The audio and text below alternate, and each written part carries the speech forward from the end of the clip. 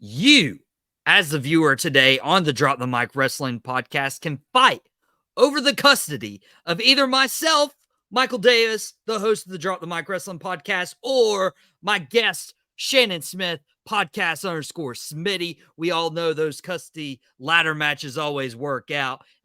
It is Drop the Mic Wrestling podcast on Tobacco Road Sports Radio and TobaccoRoadSportsRadio.com as part of your Wrestling Wednesday card. I'm your host, Michael Davis. Like I said, last week we had Wayne, we had Ryan, we had Nitram, and we had Shannon all on to preview a huge weekend.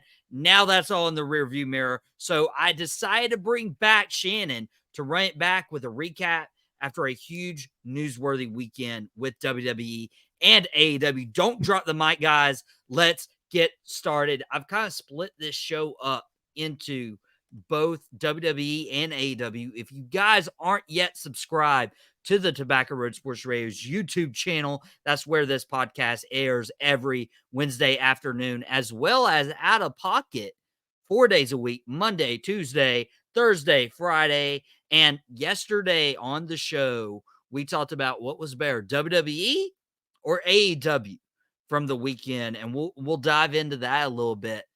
Shannon, overall, what did you think of this weekend? Do you think one had a better show over the other? We're going to break this down further on in the show, but just overall, who do you think had the better weekend?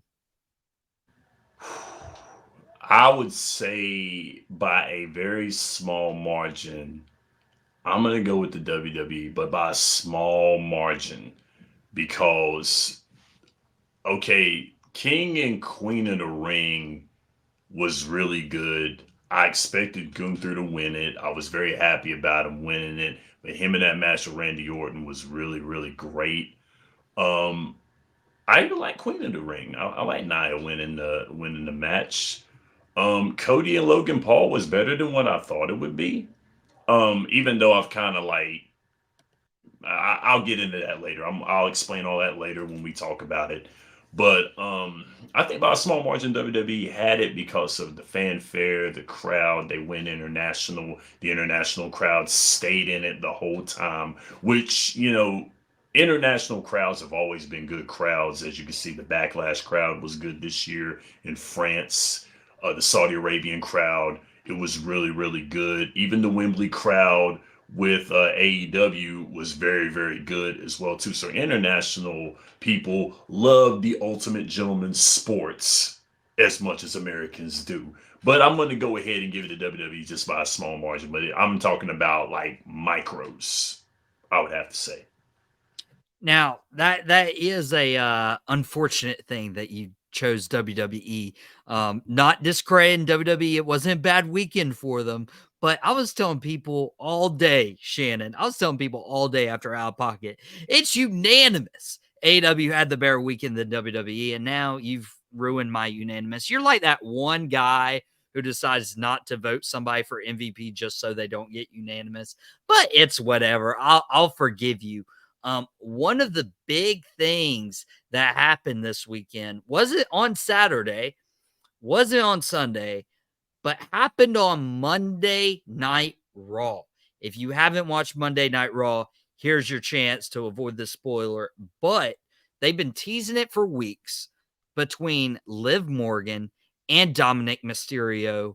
Dominic kind of helps Liv Morgan retain her title inside steel cage against Becky Lynch, the same title that she won Saturday at King and Queen of the Ring. And then the show goes to a close on USA. You cut to the next show right as Liv and Dom are staring at each other.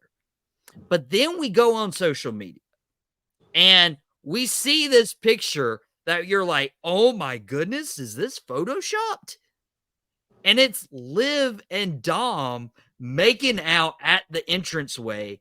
Shannon, first of all, wow, that's a big moment. Two, why was this not on television? I don't know. I mean, this was this is a turning part of the story. Once again, this storytelling is getting really, really great on both sides of the wrestling spectrum with AEW and WWE. This is going to be really good because we all know that Mommy and Dom have been inseparable over the past year. And with Mommy getting hurt and Liv Morgan going on the revenge tour, and not just going on a revenge tour, she's tearing into the very faction that was trying to take her out. So it's rare to see that happening, but it's so good because it's one of those things you just got to look away, but you can't. And this is going to be a wrinkle inside the story, especially when we've been talking about how the Judgment Day has been teasing breaking up, has been teasing the ego trip because it was said during Monday Night Raw that when Mommy is gone, they don't know what to do. Damian Priest doesn't know if he's leading. Finn Balor doesn't know what's going on. McDonough is a wild card. And then all of a sudden, you got Liv Morgan coming in there. This is the perfect storm because when Mommy comes back, she has the title. Mommy comes back. She never lost the title. She got hurt. So there's going to be something in there. And Dom is going to be that something that they're fighting for as well too. So this is another thing. This is going to help Dom as well too. This is going to help him. This is helping everybody. This is a good story. It's working. The formula is working. So I like it.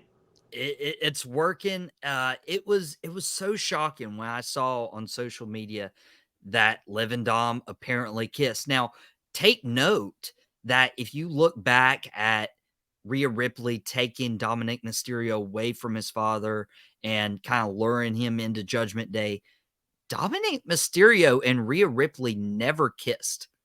They Never. have not once kissed. And so I thought it was like, okay, Rhea's dating Buddy in real life. Dominic's engaged to his longtime girlfriend now. I was like, okay, it's our respect. And then you see on social media Dom locking lips with Liv Morgan off TV, by the way, which is like, come on, like, give us that moment on TV, but it has blown up the entire world. Yeah. And it's almost taken over the Liv Morgan actually beating Becky Lynch on Saturday and then retaining on Monday. Do you think it was the right call to have Liv Morgan win the championship this weekend? As the story is going, yes, I think it is.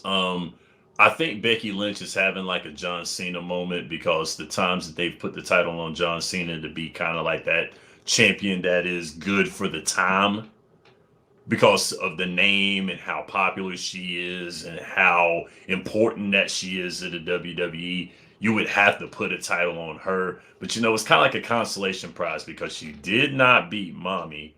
Mommy gets hurt, and then Becky wins the title, and it's kind of like, okay, this doesn't really make a lot of sense.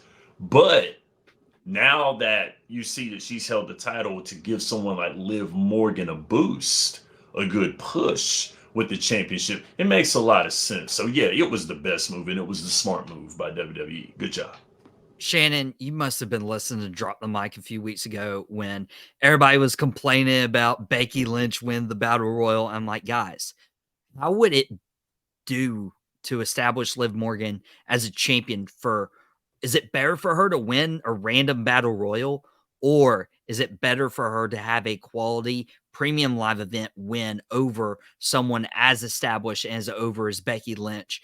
And Triple H listened to me and Shannon listened to me. And so if you didn't listen to me, I'm getting too big headed. I'm starting to look like JD McDonough. Uh, but here's the other story when it comes to this. Like Becky Lynch's contract. Rumors are suggesting that her contract expires June 1st. This is Wednesday, May 29th. So that would be Saturday that her contract expires in WWE.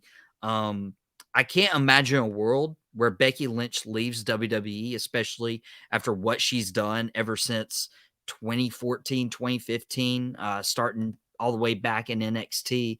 But it's said that she's set to take a hiatus after her contract expires.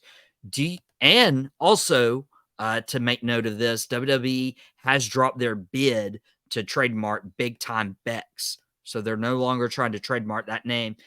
Do you think those signs suggest that Becky Lynch could actually consider a jump from WWE to a place like AEW, or do you think she's a WWE lifer? She ain't going nowhere. I don't see it happening. The loyalty to the company that she's been a figurehead. She's been big in that women's division. Becky Lynch is basically the women's division in WWE since she began in 2014. She's been pushed. She's been a great champion. She's been a great spokeswoman, great spokesperson for the company, a great ambassador.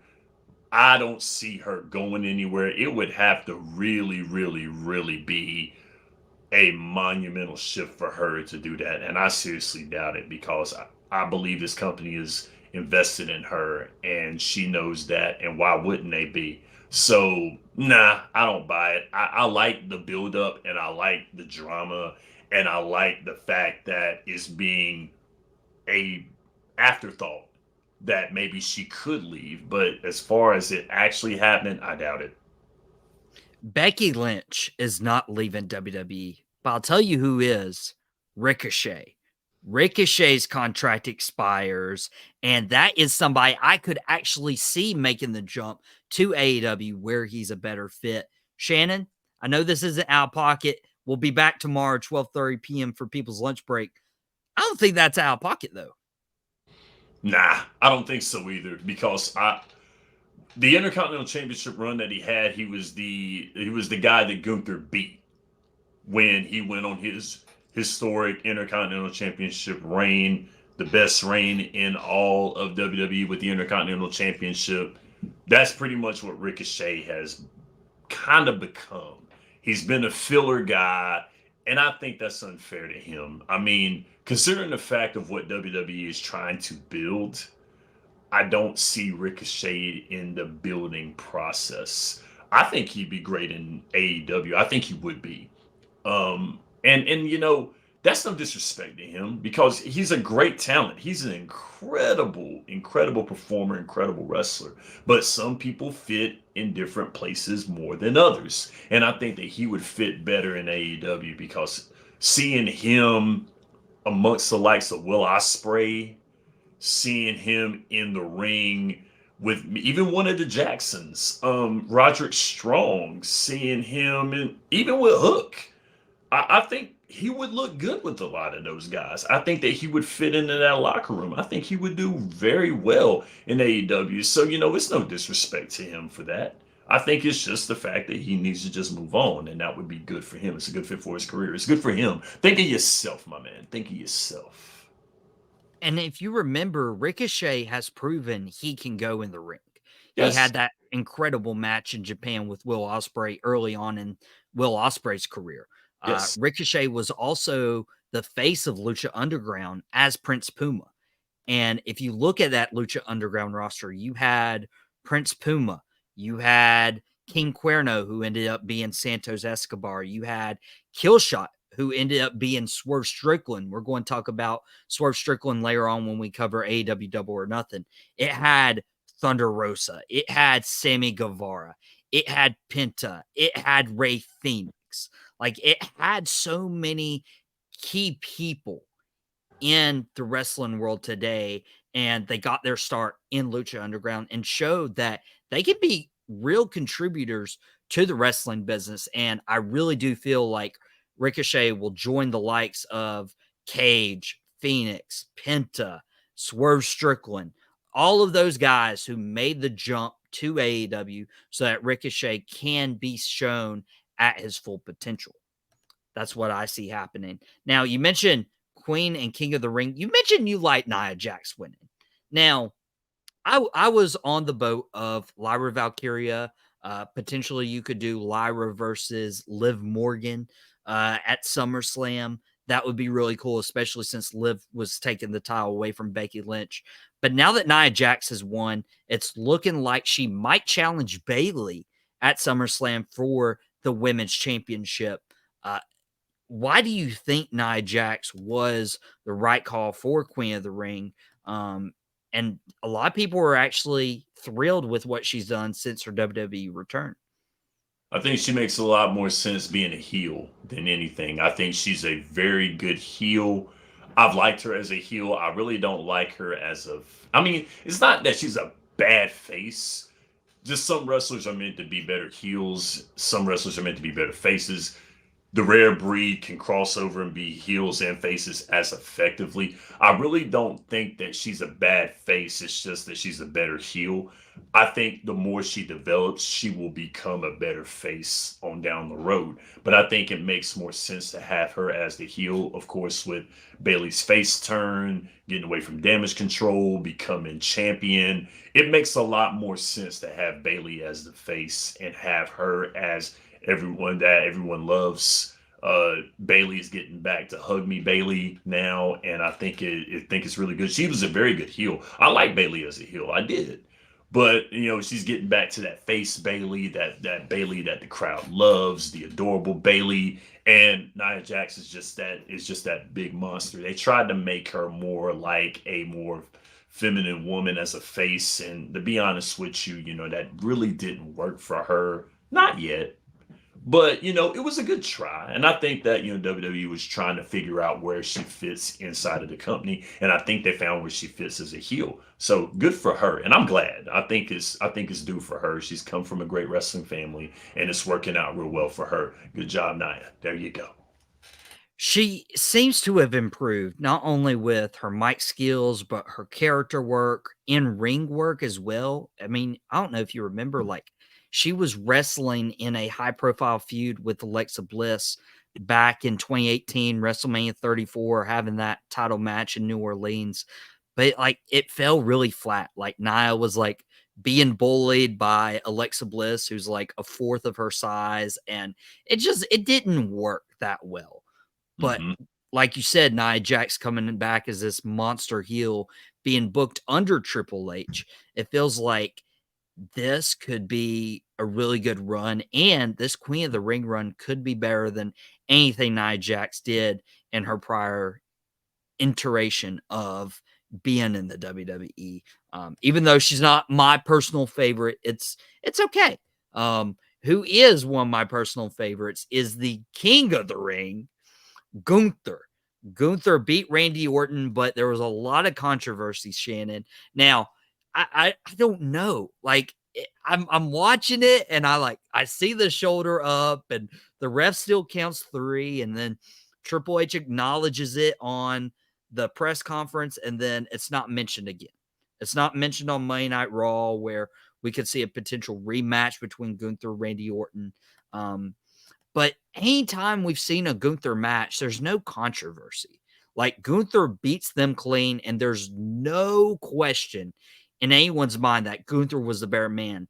That didn't have the same feel when he won King of the Ring. And I feel like, and correct me if I'm wrong, I feel like winning a prestigious tournament like King of the Ring, you needed no doubt that Gunther deserved it. So if this was a mistake, I wonder how they recover it. Or if this was planned, I don't think this was the way to go. Nah, I don't think it was the way to go. I think Gunther should have won clean. Um, I don't know if it was a botch. A part of me wants to say that it was, but a botch like that is hard to recover from. I, of course, we all felt Gunther was the right guy to win it. I think anybody who was watching wrestling at that time when the King of the Ring started knew that Gunther was going to win this. I didn't see anybody else doing it. I felt like Gunther was the right man. I believe WWE thought the same thing.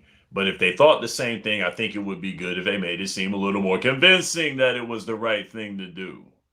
So either way, it was. I think it was unfortunate. I don't know if it messes up anything. I don't think it taints anything.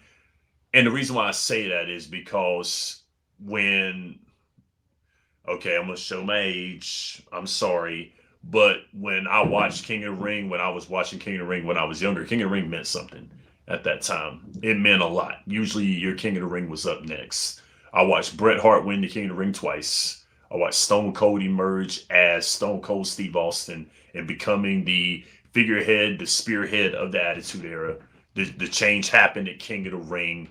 Um, but as the tournament has went on, and I'll go ahead and say this as well too. Billy Gunn may not have been the best King of the Ring, and I think that's where the King of the Ring relevance kind of fell off. They really didn't know what to do with Billy Gunn at that time because Billy Gunn was mid card and he was there in the mid card because of his gimmick and because of him being side boys with Triple H. I get that.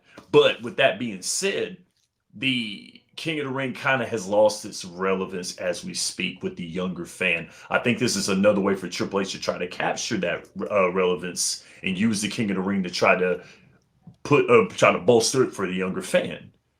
And I think this King and Queen of the Ring was very important for the younger fan. Getting someone like Gunther to win it was very important, but the way he won it was kind of was very sketchy, and I think that might have lost a little favor with the younger fan. Who knows? I hope not. But if they were trying to do that, it would have been very important that they would have got it right. They got the right winner, but how he won it, that's a question. Yeah, and it's a shame too because you're thinking it's a botch, but you're like, it's Gunther and Randy Orton. They're like the least too likely to have a botch. Now, Yes. I did want to reference back into King of the Ring, right? Because Shane, you were on last week and you helped me preview AEW's pay-per-view with Wayne. Incredible show, by the way. But I had Ryan, our Cat Cave co-host, and Nit Ram from Four Sides of the Ring. Also, Ryan hosts Tap Outs and Touchdowns. Both of those guys do fantastic work. But Ryan made the comment, and Ryan's not on the show today, but if you watch the Cat Cave, I like to poke a little fun at him. And he was like calling this out of like wrestlers used to like get WWE title matches. That's not true. The only time that a wrestler got a WWE or a world championship match was Brock Lesnar in 2002. Now, Shannon also just mentioned that Billy Gunn was like the decline of the King of the Ring tournament. So I wanted to pull up the history of the King of the Ring right here on our channel.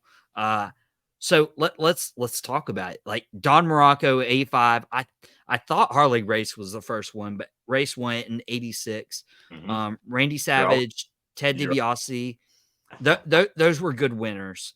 Yes. And then you had Bret Hart back to back, and that's where it started getting good. Like you had Bret, you had Owen, you had Stone Cold with the infamous Austin 316 line. You had Hunter Hearst Helmsley, Ken Shamrock, Billy Gunn. I'm gonna just reserve my bias there. I got to talk to Billy Gunn in the car one time as a young lad, as my dad was driving him to the airport. He talked about that King of the Ring. So, but then you look at Kurt Angle, that was solid. Edge in '01. It took a couple years for Edge to like get his feet under him just because of injuries, but he got there. Brock Lesnar was the only guy up until now this summer who actually got a world title match from it. But then you had Booker T, who would get King of the Ring and naturally go up and wrestle for the world heavyweight title. You had William Regal, who was able to get a general manager spot of Monday Night Raw and literally run the place. You had Sheamus, who had won WWE title like previously, but then this launched him into the world title scene as a mainstay for years. And then you had, from 2011 to 2023, like there was either no King of the Ring, which is a travesty in of itself. But then you had Bad News Barrett, who didn't do too great, Baron Corbin, who didn't do too great, Xavier Woods, no offense to my boys from the New Day, but they didn't do that great. And you know what? That was the nature of the King of the Ring tournament. And it's a shame, man. It really is a shame that the tournament lost prestige. But I think Gunther can restore that, especially now that he has a world title match at SummerSlam. And when I say that Billy Gunn was the decline of King of the Ring, he was not a bad King of the Ring. It's just that that was a stat card, and it would have been hard to get Billy Gunn over, especially with his gimmick at that time. So that was why I say it was the decline. But then going into later on when you started reading off, Baron Corbin and Xavier Woods, and I hate that too because those are very very good guys, and I liked them. And when they were on the come up for the King of the Ring, it was like, okay, this makes a lot of sense to do this, but it's just that King of the Ring got lost, and in a lot of what was going on, it got lost.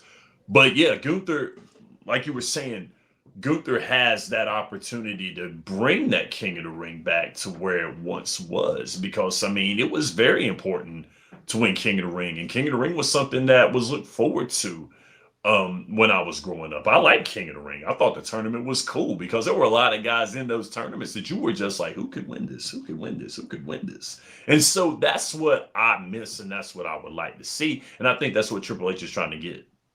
Yeah, and I'd absolutely love to see it. I still remember, the King of the Ring and the entire bracket happening in one night. Like, I want to get Yeah, back to that, where yeah. the entire premium live event is the King of the Ring tournament. But they did a fantastic job with it this year.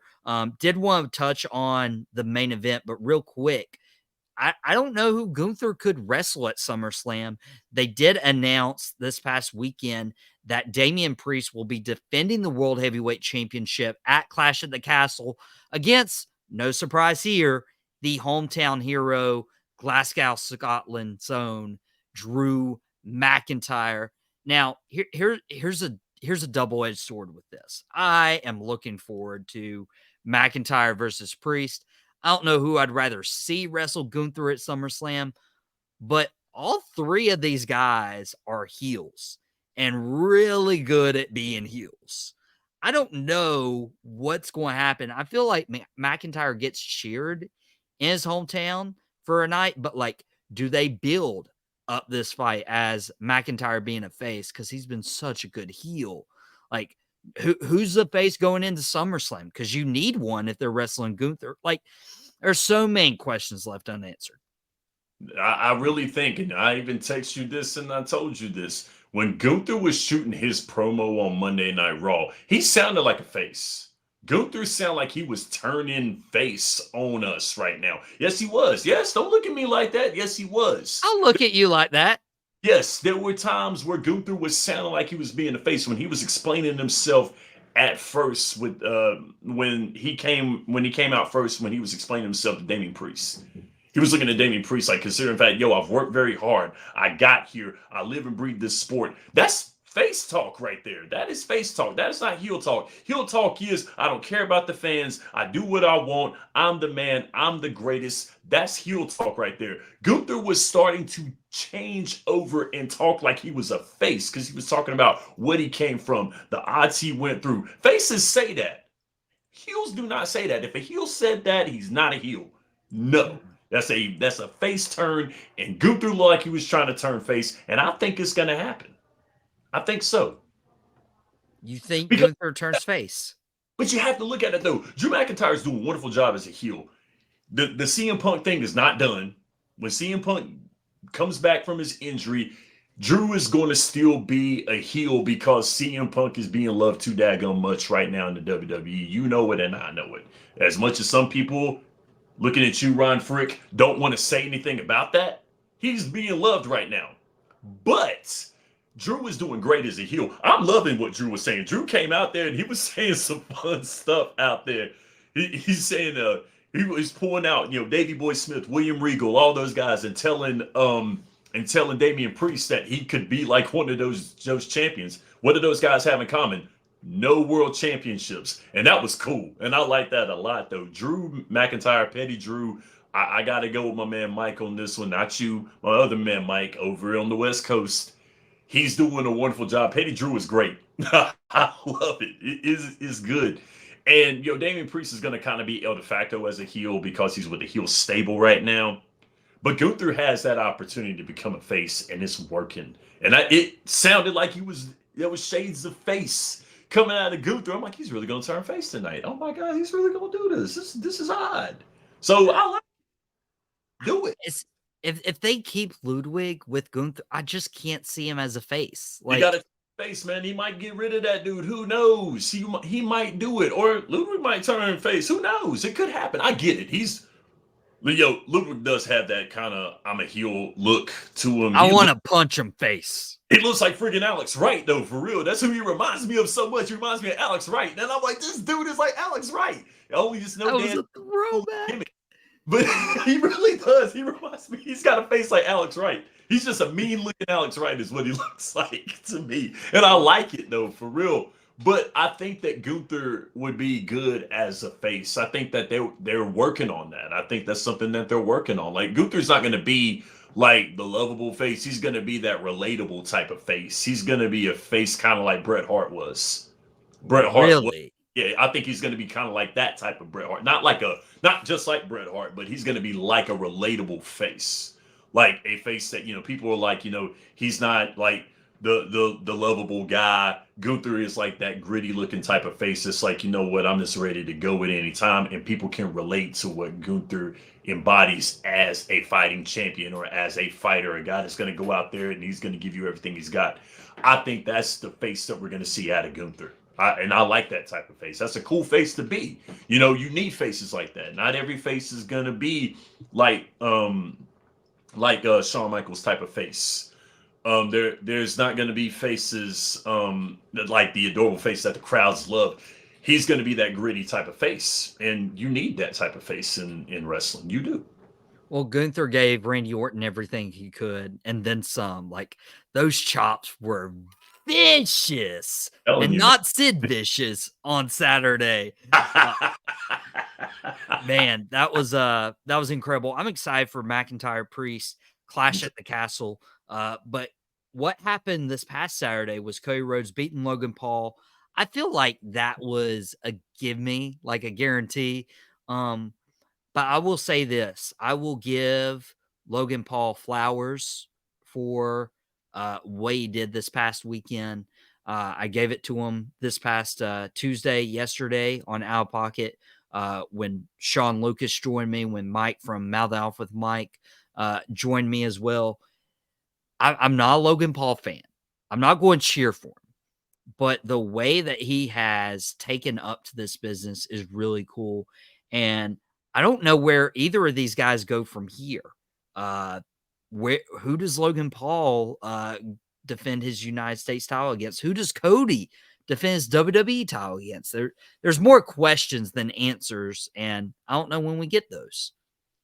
I'm still on the train of Logan Paul is going to wrestle LA Knight and he's going to lose the title to LA Knight. I really feel that more than Yeah? anything. Yeah. Yeah? Yeah. Yeah. I mean, so but I will go ahead and say it as well too. Growing up watching David Arquette win the WCW championship and losing every bit of relevance that it had broke my heart when I was younger. Even before I even knew wrestling, I knew that this guy was not supposed to win the title. I'm like, there's no way. You mean to tell me David Arquette is gonna win against viable wrestlers? I don't think so. But taken aback to what I said about Logan Paul, I don't like him. Do I think Logan Paul is legit like going to beat Cody? Did I think he was going to beat Cody for 1 minute? Absolutely not. And if you think that you're going to kill Cody's story by letting Logan Paul win, I'd walk away from wrestling today if that happened. No. And if you watch wrestling, you know that's not going to happen. It was good. It's getting the younger crowd in there. You got to appease the younger crowd. It's business. A lot of people have got to understand that. And me, as I've gotten older, I get it. There's things you're not gonna like about the business, but you got to understand it. Logan Paul is a very hot commodity right now. You want to get the younger fans in there. You got to have something for the younger fans. You got to have something for the fans that are under 37 years old. I'm not saying that someone is 37 in this group. I'm not going to say who, but you got to have something for those younger fans. You do. You can't just sit around here and have it dated for people my age. You can't have that. So you got to have something for the youngers. You got to have something for your throwback wrestling fans. You got to have something for all ages. You got to have something for women. You have to do that. If you're going to be a smart business, you know you're going to have to evolve with the times. And Logan Paul is a guy that is going to be someone who evolves with the times. And you would be foolish not to put him against a Cody Rhodes. You would be foolish not to put him as the United States champion. Mind you, the United States Championship is a title that I like. Logan Paul has not done a bad job holding that title, so I got to give credit where credit is due. I thought it was a bad idea at first, but I see why and I understand it and I get it. Now he's gonna lose that title to LA Knight. He's gonna lose that title to a viable wrestler that's gonna hold that title and do good things with it. But for the time being, with a title that did not do that well, and yes, I watched that episode where they were talking about the lackluster title reign that Austin Theory had. I really didn't like the reign that Austin Theory had. I get why they put the title on him, but I didn't like the reign. It wasn't good. So let's just leave it at that. Let's be real and let's be unbiased wrestling fans. It wasn't a good title reign, but it was good for the time. And Logan Paul is good for the time, but he's going to lose the title to someone like LA Knight. It's going to happen. So it's okay, wrestling fans. We'll be back. We'll be back. And I totally agree on LA Knight getting the opportunity against Logan Paul. That might be Money in the Bank. That might be SummerSlam. Yeah. You could also do they've already done Kevin Owens. And here's where I'm like, what does Cody do from here? Is it Andrade just getting, shot up the card? Is Bobby Lashley healthy? Do you give Carmelo Hayes a chance this early? What do you do? Like Shinsuke Nakamura, we've already seen Shinsuke versus Cody right before he won the title. Solo Sikoa, what do you do with him in the bloodline? When does Solo get his opportunity at Cody? And when does Roman come back? Like, these are all questions. We want Roman. We want Roman 100%. These are all questions we got to ask here in the coming weeks, and we'll be covering on the Drop the Mic Wrestling podcast. But another pay-per-view happened this weekend, AEW Double or Nothing. And my personal opinion, this was the better pay-per-view, but it did come at a price. Adam Copeland, formerly known as Edge, broke his leg diving off the top of a barbed wire steel cage to hit an elbow drop on Malachi Black through a table. Adam Copeland ended up finishing the match. We ended up seeing the long overdue cameo from Gangrel that Edge tried getting in WWE. We saw Gangrel come out from the ring apron. Edge speared Malachi Black, and I use them interchangeably, of course, but Adam Copeland won and retained the TNT title. Obviously, with his injury, he's going to be relinquishing the TNT championship. But dude, you were telling me on Facebook yesterday about Adam Copeland, and he's getting up there in age. My hope is Adam Copeland would come back from this and come back even stronger.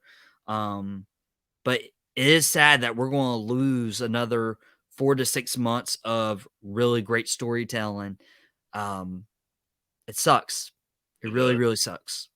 That's the price, man. That's the price of the game. That's the price of the ultimate gentleman sport. That's the price of the game. Edge has been doing Adam Copeland. I'm sorry, Adam Copeland has been doing wonderful work in the ring. He's done well. I've loved what he has done. I hate that the Malachi Black thing is not going to continue, and it's heartbreaking. It really is, because anybody who's watched Edge like you and I have, I remember when Edge began. I watched Edge's first match. I'm gonna have an affinity for someone like Edge because of how he's performed over the years. And when Edge came back, made his second WWE run, and helped springboard to Judgment Day, and then later on his contract ends, he goes to AEW. What is he gonna do? He's gonna be what he was, only under a different pseudonym in Adam Copeland. And he did everything that he did and then some in AEW, and it's been wonderful. He's been building up wrestlers. I hate it more than anything. It just sucks seeing that. It really, really does. But man, you don't know how crazy Young Smith went when I heard Gangrel's music. You have no idea. I watched the Pseudo Vampires of the Brood. I watched that. That was one thing I loved, the bloodbaths. all of that. It was great. I'm like, this is cool. And Gangrel's there. And he looks great. This is another thing. He looks great. I'm like, man, this Gangrel that I saw when I was a kid, it was the best thing in the world. I love it. I mean, I'm telling you, you need to start doing podcasts with older guys. You'll live vicariously through us. You Bro, will. you act like I haven't watched anything and everything No, I'm wrestling not saying that you have. predated me. No, I know I know Shattered I'm Dreams. not I saying that know you have to Shattered watch. That's Dreams. not what I'm saying. No, no, you don't understand what I'm saying. I'm not saying that you don't watch it. I'm just saying the experience that I had, the me growing up, the little me growing up. That's what I'm saying. I'm not trying to make you feel younger, even though I know even me, my appearance does make you feel younger, but I'm not saying that in a bad way. I'm not saying that. I'm saying, me being the kid, you bring the kid out in me. Moment, Aw. bring the kid out of me. That's what I'm saying. I'm giving you flowers, MD. Come on, man. Don't be like that. Well, I prefer daffodils. Just if you give me flowers, I want daffodils. So yeah, that Gangrel cameo was great, and it looks like WWE was wrong because Adam mentioned in an interview with Chris Van Vliet, like he tried several times getting Gangrel, and WWE was like, nobody's going to remember Gangrel or your association with the Brood. And Wrong. boy, guess who was Wrong. right? Adam Copeland was right. And Absolutely. that was a fantastic moment that AEW got, not WWE. AEW But you got it. got to remember a certain person, and I'm not going to say who, was in control at that time, and that's the reason why it wasn't done. I really think that if Paul Levesque would have been in control, it probably would have happened. I mean, I think that with my whole heart. I mean, that might be a bias. It might not be. But I really think so. Because, I mean, he was in the same locker room with Gangrel in a parallel universe. He was in the same locker room with him. I mean, he Yeah. probably worried, looking at him a little bit because he was a little weird, but he was there, and he knows that. Gangrel's had a good relationship with wrestling over the years, even though he didn't really have a lot going on in WWE title wise. He still had a good relationship with a lot of those guys. So it would have been great in WWE. It would have been dope in WWE, but guess what? AEW got it. Sorry, guys. Hey, and it was an incredible moment. Now, turn into the sadder things of Copeland's injury. He's obviously going to drop the TNT championship. I do want to throw a name out there. And you look at the Elite and you see the Young Bucks with their tag titles. You see Okada with the Continental title. Wouldn't it be fitting if Jack Perry won the TNT title? That's who I want to see as TNT champion. Shannon? I don't think it's a bad idea. I don't. I I mean, don't have those. I think it would be. I think it would be smart to put it on a heel. I think it would be very smart to put it on a heel. Build up those babyface characters. I mean, because a lot of times, and we've seen it happen over this year and the years before it. Putting the title on heels and keeping them on the heels has been a good thing. Now, the international title was held by a face for a long time in Orange Cassidy. So I think it would be a good idea to put it on the heel this time around. So why not? Yeah, I would absolutely love it. It would go into all the Elite having all the gold, all the power. It could really enhance that storyline, and you wouldn't have to. I mean, the only good thing is you wouldn't have to diminish Edge or Adam Copeland by Jack Perry having that feud. So get the title to Jack Perry. And one of the bigger news that happened was somebody is not going to WWE. We're talking about earlier, Becky Lynch might jump, Ricochet might jump. Heck, Mark Henry might jump in the later stages of his career. He's letting his contract in with AEW, but MJF has resigned. He has bet on himself with an AEW tattoo on his back heel with the Double or Nothing chip. That is about as official as it can get. He literally took the saying to its full extreme, putting ink, not to paper, but putting ink to skin MJF is still in AEW and made his return and attacked Adam Cole and had a promo that would have been fitting for Dynamite, but he decided to go ahead and make it all official. What was your reaction to seeing MJF come back? It might have been really quick, a lot sooner than I expected personally. And do you think he was wise to stay in AEW rather than test out the waters in the Paul Levesque era with WWE? First things first, I didn't think he was leaving. Ain't no daggum way. That was an anticipation period for us fans, and that was good storytelling for wrestling to make us think he was going somewhere. The Elite have been doing that for a long time. I did not for 1 minute see him going. Of course, everyone said, well, he might make a cameo at the Royal Rumble. Royal Rumble pass wasn't there. He might do it at WrestleMania. WrestleMania pass, he went there. I knew after the Royal Rumble, I was like, ain't no daggone way. If he's going to make a cameo, it's going to be the Royal Rumble. It's not going to be WrestleMania because he would be buried under a return to WrestleMania. He would be because WrestleMania was so good this year. And he's not going to return to Backlash. He's not going to make his debut at Backlash. Not going to happen. No. Someone like MJF, no. He's not going to go to Backlash, y'all. Relax. No. He's going to go at one of the marquee pay-per-views in AEW in Double or Nothing. He's going to return there. So it was the best move for him to do it. It was the smart move for him to come back to AEW. He's going to get another crack at that world championship, whether it's Swerve Strickland or whoever. He's going to get another crack at it. His rivalry with Adam Cole is going to continue. I think that is going to be very, very good. They did a great job of building that up, making them inseparable best friends, and MJF kind of having a heart only to get it broken in the weirdest way because he's so used to getting everybody. He's so used to being the ultimate opportunist. He's being so used to being the quintessential heel that he got out-healed by someone that we never thought was going to out-heal him in Adam Cole. It was the perfect storytelling. It's a great idea, and AEW would be foolish not to capitalize on a rivalry such as that. Oh, 100%. And I've already been on record saying, and this doesn't change, despite Will Ospreay winning the international championship this weekend against Roderick Strong, I still think Will Ospreay and Swerve Strickland wrestle in the main event at Wembley for the AEW title. But if you want to do one of these double, triple, quadruple, sextuplet main events that AEW likes to do, why not have MJF versus Adam Cole at Wembley again?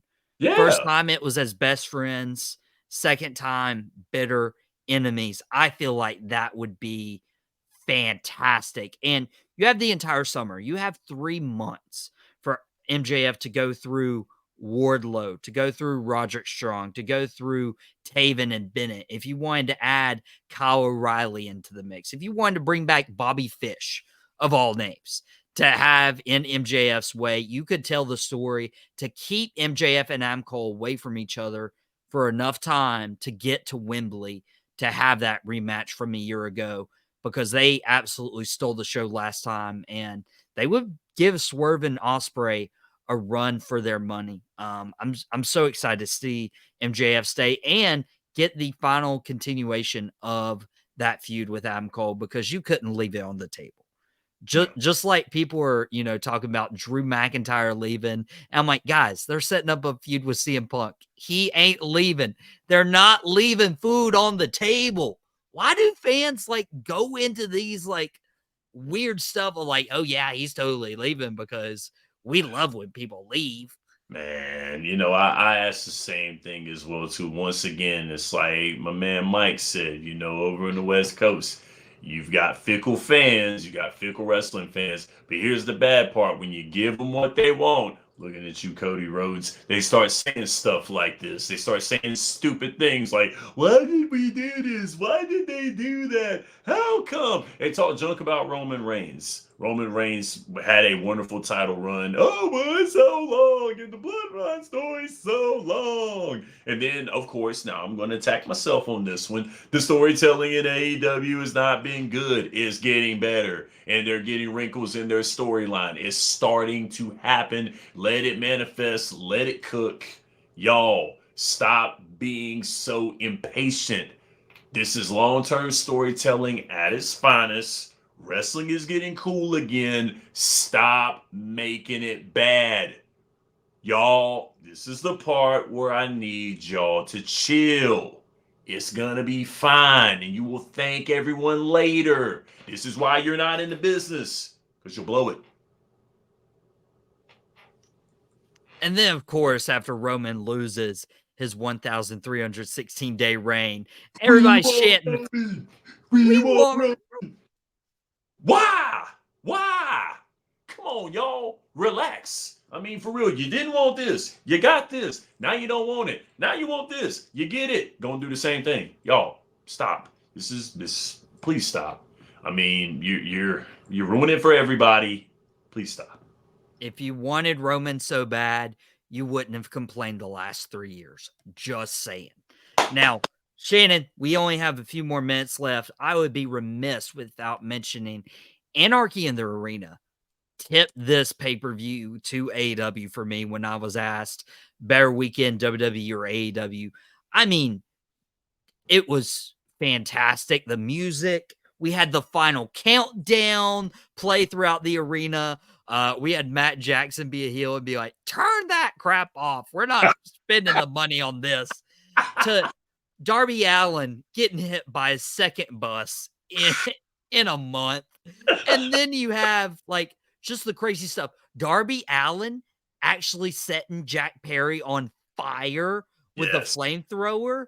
And Yes. then you have Darby Allin being hung by his feet, just dangling in the middle of the ring for the last 5 minutes of the match for the Elite to actually win and not make the same mistake WWE did 14 years ago with the Nexus and Team WWE.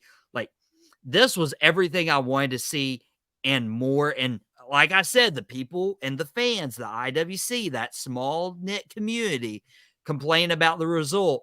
Guys, this was the right decision. I stayed off the internet after that happened. I stayed off for about maybe most of the day. I mean, because of course I had to work that day and everything, but I made sure to stay off of it when I got off because I mean, I'm not about to read this and it ruined my dang buzz over the weekend of wrestling that was incredible. This was an incredible weekend of wrestling. This wrestling has gotten so much better, and I don't want to read no dumb analysis from people who cannot be satisfied, and for those who can't love the sport. I mean, my buddy Kurt, he was having a daggum fit, man. He was watching it too much. Shout out to my boy Kurt. He was like, dude, I don't want to spoil this for you if you're not watching. I said, dude, I'm watching right now. You know, I'm watching. And he goes, I didn't want to spoil it. I didn't want to say anything. And he's just freaking out. Like he was freaking out just like I was, you know, the Brood thing. He was freaking out, but he freaked out about this because I was like, you know what? This is why I love the Young Bucks. This is why I loved when AEW was beginning and how they've built up some of their young guys, you know, with Darby, with of course the revival, which is FTR now, you know, so building those guys, then the Elite rebuilding as well too. It has been something wonderful to watch. And this match, there was so many elements in this match that were so good, and yeah, they made the right move by not letting the Elite lose this match, because if the Elite would have lost this match, I would have been like, you know what, I would have once again got up and walked away from it. I would have got up and walked away from wrestling. I'd been like, no, I can't watch this after this happened right here. No. People need to understand, like, for a heel to like get heat, they need to win sometimes. Yeah. I And mean, how, heel. dude, how does a group like work and get strengthened if they're going to lose to just a random mishposh of four guys? No, Right. now granted, those guys were FTR, Brian Danielson, Darby Allin, but still, like they're not a cohesive team. They're not together all the time, Right. like the elite having all the power in AEW management wise. Like I mean, this was the way to go. And it, I love it. It was. It was like, how you guys have been, on Out of Pocket. Y'all been talking about the basketball. These squads that are just trying to put a hodgepodge of players on one team to try to gravy train their way to a championship and then get beat out by a squad who's had synergy and has played together and have developed chemistry over time, winning against the quote unquote super team. And you put these wrestlers that were incredible together, these incredible performers up against the elite, the elite, and then they end up losing the match. It made a lot of sense because the elite is the better squad because they have the synergy, they know each other, and they've built a lot of chemistry. But the super team was cool to watch, and street ball is fun to watch, but it ain't gonna win you a daggum thing. And the elite showed you that by being the team, the ultimate opportunist. It's been good for them. Yeah, absolutely. Shan, we only got a couple more minutes left today on your Wrestling Wednesday afternoon with Drop the Mic. There's a lot more matches we ain't cover. So either from WWE or AEW, whether it was King and Queen of the Ring, Double or Nothing, Monday Night Raw, what do you want to shine a final spotlight on before we go off air? I want to shine a final spotlight on the fact that AEW went back on their word and gave Mercedes Moné the championship.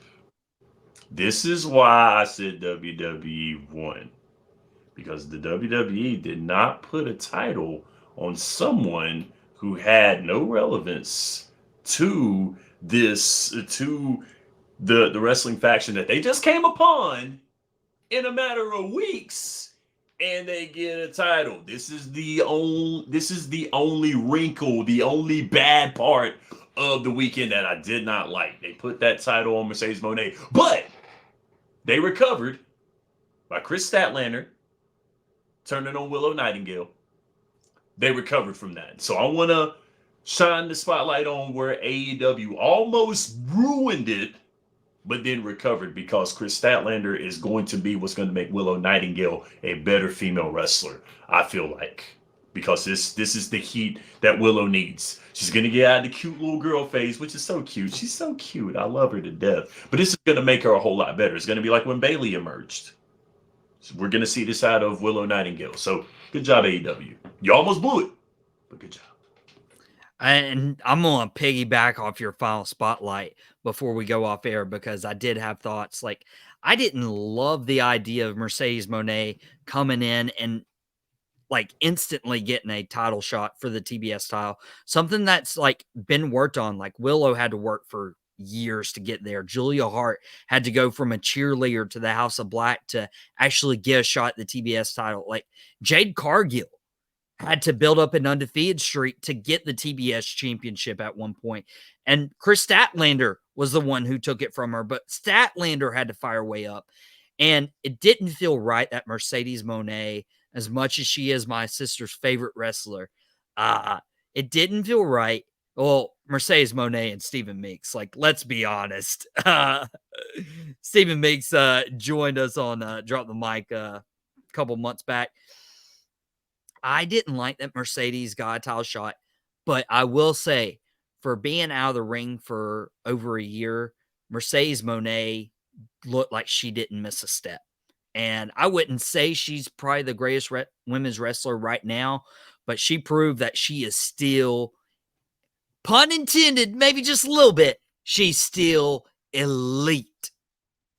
Okay. Now, I'm not saying she joined the Young Bucks, Matthew and Nicholas Jackson, Kazuchika Okai and Jack Perry, but she did do a really great job. And I'm excited to see this Chris Statlander Willow Nightingale feud. Hopefully, they get proper time on television, just like Drop the Mic gets proper time on the Tobacco Road Sports Radio's YouTube channel that you can subscribe to.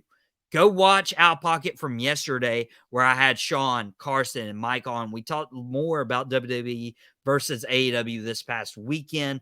Thank you guys, everybody who supported not only Drop the Mic, but Out Pocket. Go follow us on Facebook, Instagram, TikTok.